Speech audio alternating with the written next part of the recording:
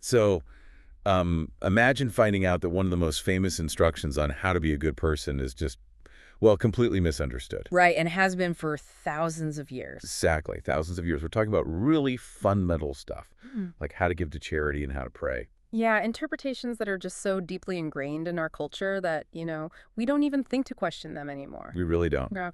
But today we're jumping into a deep dive on a perspective that argues secrecy in your spiritual life isn't just about, like, being humble. Oh, not at all. It argues it's a hard-coded law of the universe. Yeah, a massive paradigm shift. And we should clarify right out of the gate for you listening, we are just the messengers here. Yeah, completely neutral. Right. We're unpacking a hermeneutical analysis, which is basically just a fancy academic word for how we interpret ancient texts. Mm. And this one's called the secrecy factor. It's a fascinating document, and the mission for our deep dive today is to really trace the logic of this analysis. Because what we are exploring completely bypasses traditional theology. It really does. Like, it doesn't align with the usual interpretations at all. No, it proposes this radical, intensely literal reading of some very familiar ancient texts. The whole central argument is that secrecy is a direct, non-negotiable command from God. Because it essentially mirrors his own deliberately hidden nature. Precisely. And to understand how this source exposes a pretty glaring contradiction in how history's greatest minds have read these texts, we have to look closely at the architecture of the book of Matthew. Yeah, the analysis focuses on 3 specific verses. Sure.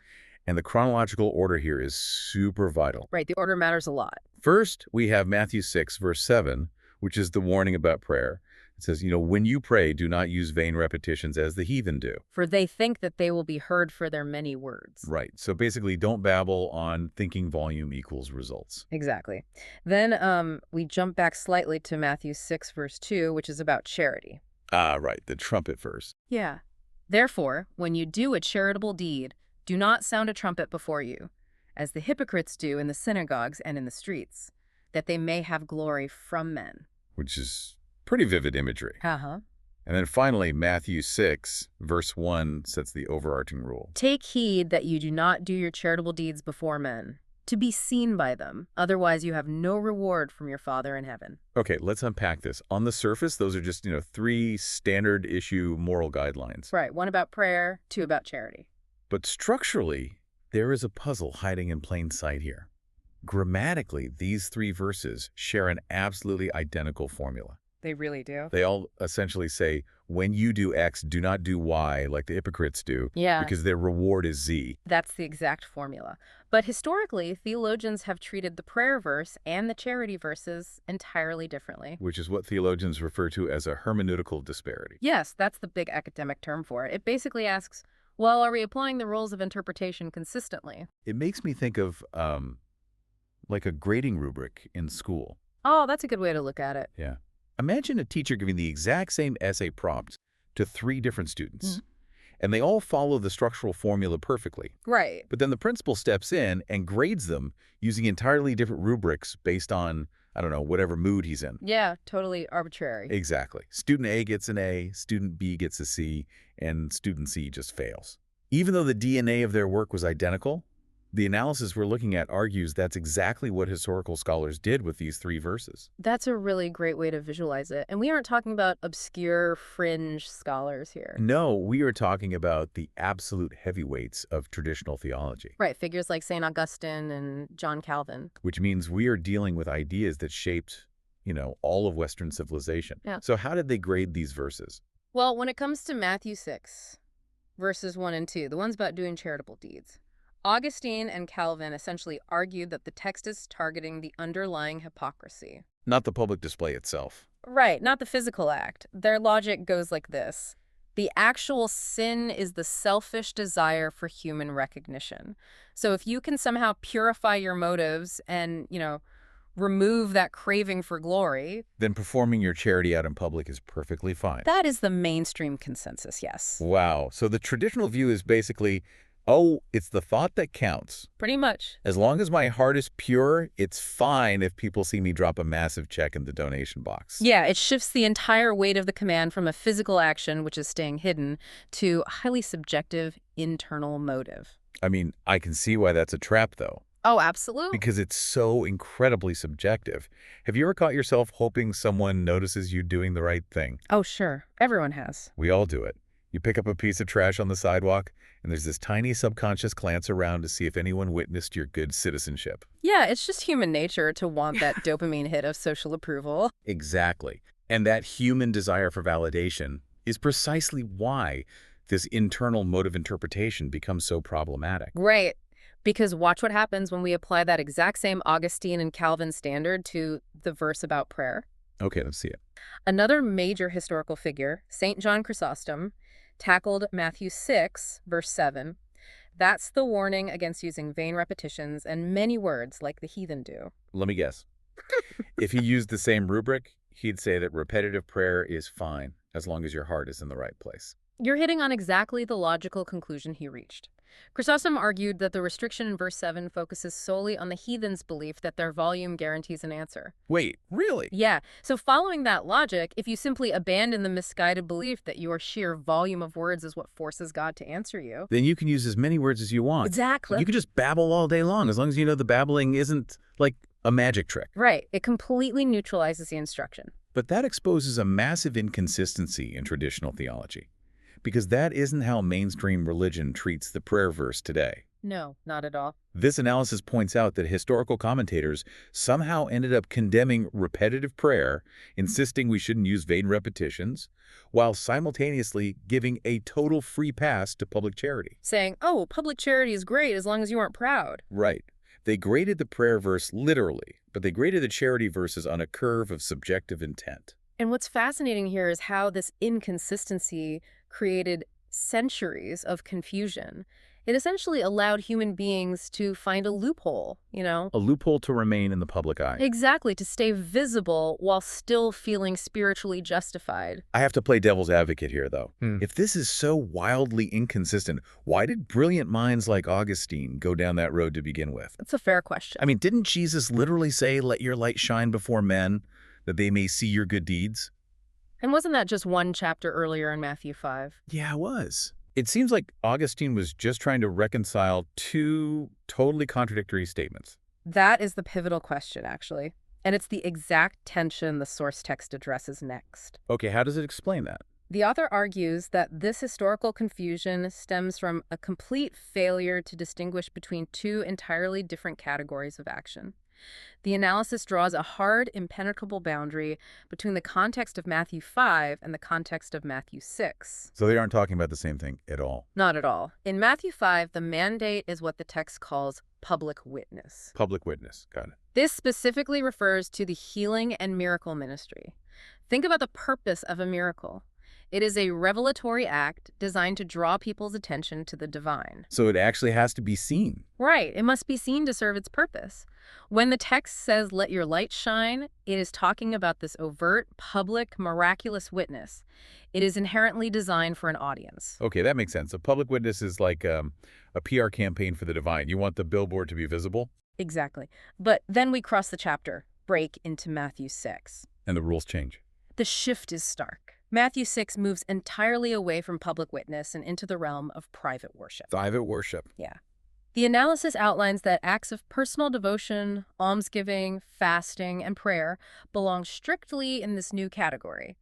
And here's where the text gets really uncompromising. Uncompromising how? It insists that authentic private worship is absolutely not for public exhibition, ever.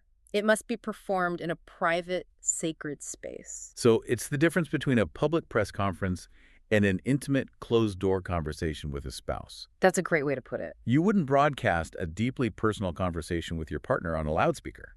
The intimacy requires the privacy. That's a perfect analogy. The bottom line of this hermeneutical analysis is that regardless of your subjective internal intention, even if your heart is completely pure, the mandate for private worship is structural and physical.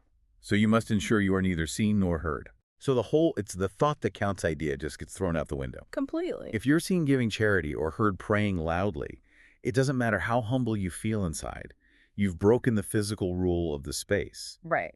If we connect this to the bigger picture, it brings us directly to the structural progression that actually occurs in Matthew 6. Okay, walk me through that. The text points out a distinct three-step pattern. First, identifying the issue. Second, diagnosing the cause, and then prescribing a plan of action. Right. So in verses 1 and 2, the issue is the public performance of charity. And the cause of that issue is hypocrisy.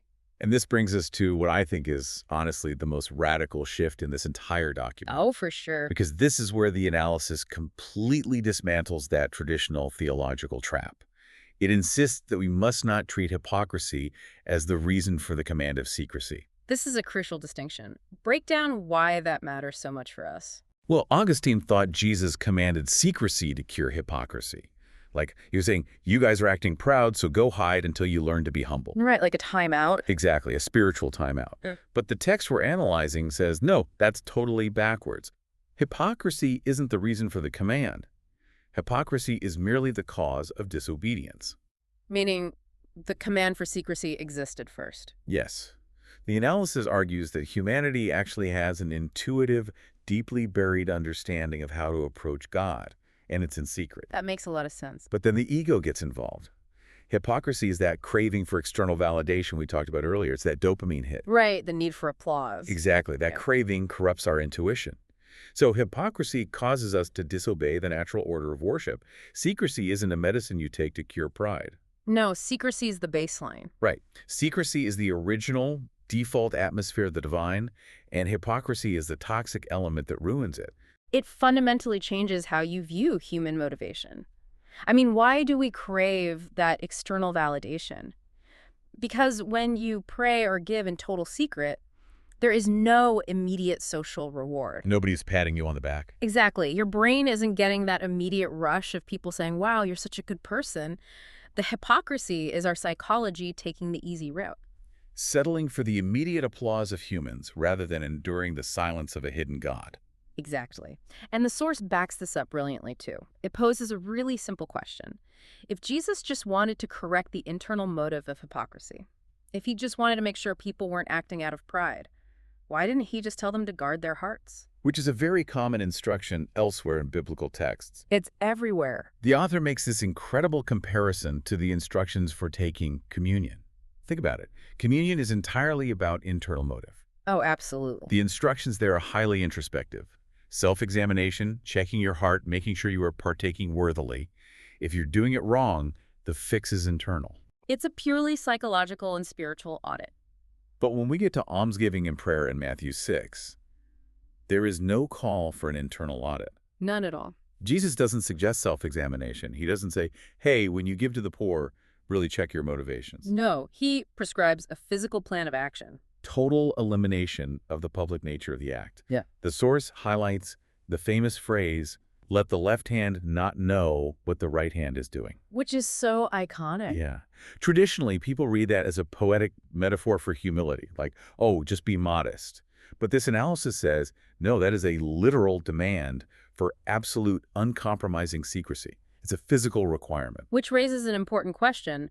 If this physical requirement of absolute secrecy isn't just an arbitrary rule to keep our egos in check, what is the actual purpose of it? Right. Why does it matter so much? The text proposes that this physical state of hiddenness points to a profound revelation about the very nature of the divine. So what does this all mean?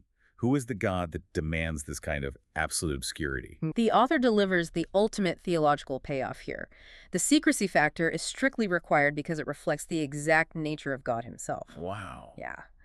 The text emphasizes that God dwells in a secret place. He observes in secret. Therefore, true communication with God must be matched by worship that is rooted in that same total privacy. You simply cannot connect with a hidden, silent God through a loud public spectacle. You just can't. Here's where it gets really interesting. Our source material actually includes a visual aid to cement this idea, and it is honestly hauntingly effective. Yeah, describe that image for the listeners. It describes an image featuring a glowing, radiant human figure. The figure is made almost entirely of blinding white light, with intense rays shooting outward against a stark, dark background. It's very striking. It really is. Above the figure, it reads, Gwenny's the secret place. But the most captivating part is right in the center of this glowing figure's chest. Right, the inset. Yeah, there's a dark inset silhouette of a person, bathes in a faint red glow, holding a single finger vertically over their lips. It's the universal human gesture demanding silence. Exactly. It's demanding silence and secrecy. The author uses this visual to drive home the point that pleasing God is absolutely contingent upon approaching him in this secret, silent reality. The finger over the lips isn't just a polite request to keep the noise down. No, it's a gateway. It's saying, this is the frequency I operate on. If you want to meet me, you have to be quiet. That completely redefines the danger of hypocrisy. In the traditional view, hypocrisy is a moral failing. It's a character flaw. Right, like being a bit arrogant. Yeah, you're being a bit prideful, which is bad, but it's just a sin of the ego. But this analysis argues that hypocrisy is infinitely more dangerous than that. Because it changes your coordinates. Precisely. Hypocrisy is spiritually deadly because it literally causes the believer to forsake the true hidden path to the Father. Wow. If God is strictly found in the secret place and your craving for human validation drives you out into the public square, you aren't just committing a minor sin of pride, you are walking in the exact opposite direction of the divine. You're showing up to the wrong meeting point entirely. Exactly. You're standing in Times Square with a megaphone while the person you're trying to talk to is waiting in a soundproof room across town. And you're wondering why you aren't hearing anything back. You have abandoned the required environment of authentic worship. Let me try to summarize the flow of this analysis, because once you see the logic, it's really hard to unsee it. It really is. The author concludes that the traditional tendency to separate the heart's intention from the physical act fails entirely when looking at Matthew 6. Right. Secrecy isn't a helpful suggestion to keep us humble. Secrecy actually defines the authenticity of the worship. Therefore, the interpretation of these verses has to be leveled out and consistent. The standard has to be applied equally across the board. Right. If public charity is strictly restricted to a physical state of secrecy to prevent it from becoming a performance, then the many words and vain repetitions in prayer are restricted for the exact same reason. The goal is the same. The goal is to prevent communion with the Father from becoming a performance for men. You can't just fix your internal motive and keep talking loudly, just like you can't just fix your motive and keep sounding the trumpet. Right. The physical act of silence and secrecy is the mandatory requirement. It is a sweeping indictment of how these texts have been handled and, frankly, of how human nature constantly tries to bend spiritual rules to accommodate our desire to be seen. It really is. Yeah. And I want to turn this directly to you, the listener, because the practical application of this is just staggering. Very relevant today. Think about your own feed. Think about the world we live in today. Mhm. We are absolutely obsessed with publicizing everything. Oh, everything. We publicize our good deeds, our charitable giving, our activism. We even publicize our spiritual practices. It's the ultimate normalization of the public square. Yes. People post their morning devotionals on Instagram, Mhm. complete with a perfectly placed cup of coffee. Or the aesthetic journal. Exactly. People casually drop the fact that they were meditating this morning into casual conversation. Or they live stream their private worship moments on TikTok. We have built an entire culture around the idea that if it isn't documented and shared, it didn't happen. The dopamine loop of the digital age is essentially the trumpet mentioned in the text, just modernized. Exactly. Yeah. But if this document is correct, what does it mean for our modern lives if true spiritual power actually demands total obscurity? It's a tough pill to swallow. If the left hand truly cannot know what the right hand is doing, our entire modern framework for sharing our spiritual journey completely collapses. It means every time we post that we did something good, we might be actively trading away a profound spiritual connection just to get a few likes. Which leaves us with a fascinating and perhaps deeply uncomfortable final thought to explore for everyone listening. Yeah, lay it on us. If this analysis holds true, if the divine truly resides exclusively in the secret place, and if absolute silence and physical secrecy are the only legitimate ways to access it, what does that mean for communal worship? Oh. Think about it. What does this mean for going to church on Sundays or gathering in synagogues or mosques? We have built massive, highly visible institutions centered around communal prayer and public devotion. Yeah, we have. Are our very institutions of public religion fundamentally at odds with this hidden requirement? If the mandate for everything outside of miraculous healing is strict, inconspicuous secrecy, we have to ask ourselves if the way we structure community worship is actually helping us connect with the divine, or if it's just another stage we've built to perform for each other. That is a lot to process. It really makes you look at that grading rubric in a whole new light. If the ultimate test requires absolute secrecy, A lot of our public institutions might be failing the assignment while handing out A-pluses to everyone in the room. Thank you so much for joining us on this deep dive. Keep exploring, keep questioning the systems around you, and we'll see you next time.